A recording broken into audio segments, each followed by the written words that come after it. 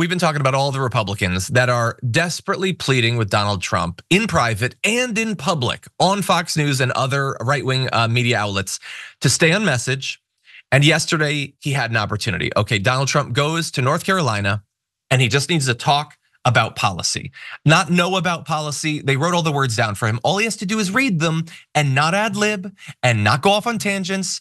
Let's see how he did. What happened to her laugh? I haven't heard that laugh in about a week. That's why they keep her off the stage. That's why she's disappeared. That's the laugh of a crazy person, I will tell you, if you haven't known it. It's a crazy, she's crazy. No, her laugh is career threatening. They said don't laugh. She hasn't laughed. She doesn't laugh anymore. It's smart, but someday it's going to come out. That's the laugh of a person with some big problems. And now they're putting her on the covers of Time magazine with an artist sketch.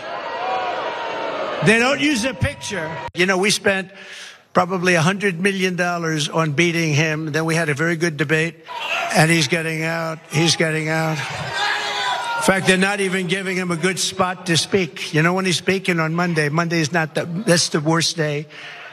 But that's what they do, and it's their own form of, it's just another, I guess relatively, it's a minor form of cheating by comparison to what they really do. A storm is tearing up the digital media industry. Only our audience can save us in these difficult times. Help us reach our goal of 100,000 new members at tyt.com/team. Okay, so we're going to return to how insulting it is to speak on Monday night. And you might know where we're going with that, but we'll return to that in just a sec. Let's talk about a few of the things that he said there.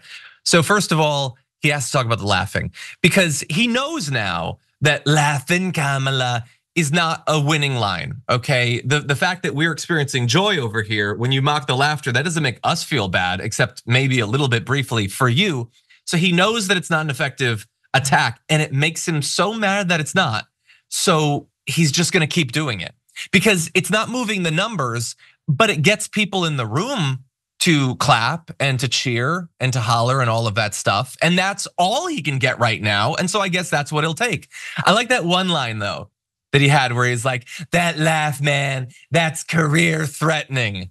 It might be, dude, but it's not her career that's being threatened right now. You realize that you're trailing in the polls. And so talks about that. And once again, he's pining for Joe Biden to potentially come back into this thing. And it's just, it's not gonna happen. None of this is working. And I don't even know, again, I don't even know what's going on with the Time magazine thing. He revealed to us earlier this week that he's apparently horny for Kamala Harris, which is, fine, go off, King. But like, I don't need to hear about it like on a daily basis. And Time magazine, first of all, you already said that she looked hot on Time magazine. No backsies on that now. You didn't just say she looked hot. You said she looked like your wife, which is like, if you ever had a sit down dinner with your wife, I'd guess it would be tense. We will never know, unfortunately. And so then he says, it's not a photo, it's a sketch. Do you think that that's like the first time that they did art on a cover? That's a thing that they do. It's not, they don't, like they literally do cartoons of you big dumb donkey. And so he's just so mad about everything. He's mad that the laugh didn't sink her. He's mad that her race didn't sink her. He's mad that the fact that it was a sketch didn't sink her. And he's just overall so mad. But you know who else might be a little bit mad right now? Let's return to what we talked about earlier, where he's like, oh man, they're doing Joe Biden so dirty. They stole the race from him. And now he's got to speak at the DNC on Monday night. You only put people on Monday night if you hate their stinking guts. And so our producers were thinking, hey, they had a Monday night at the RNC, right? Presumably some people spoke at it. Let's look that up. Marjorie Greene spoke Monday at the RNC. Tim Scott spoke Monday at the RNC. Charlie Kirk spoke Monday at the RNC. Ooh, them's fighting words. Marge, Tim, Charlie, you gonna let him do you dirty like that? And yes, you are, especially Tim Scott. He's been hitting you around, like smacking you around the country for months. You're not gonna say anything about it. But and Marjorie Greene cannot stand up to him. Like she literally cannot ever. Like at a biological level, she does not have the ability to stand up to him.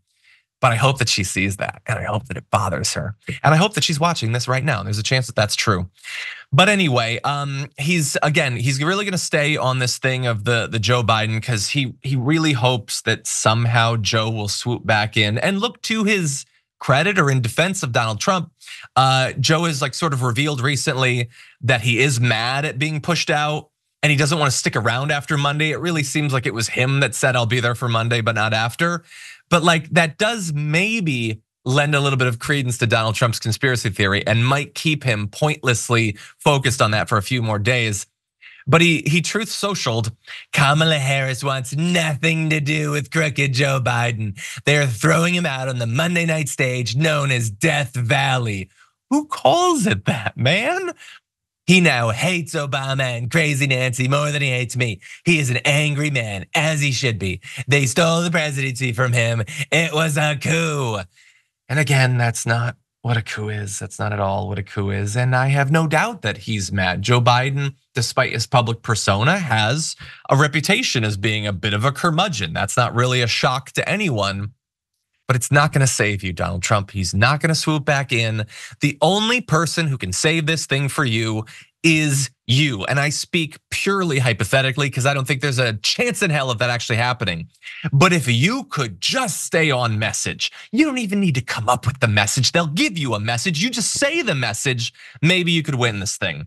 But unfortunately, you are so burdened by what has been, I had to say it, but burdened by your misogyny and your racism and all of that, that you're gonna undercut yourself every single time. And I know it causes no end of frustration for your aides, but I'm enjoying it. And that's truly what's important. Members make a difference here at TYT. You help make the show happen, and we see you in the chat with your loyalty badge. Click the join button to become a member today.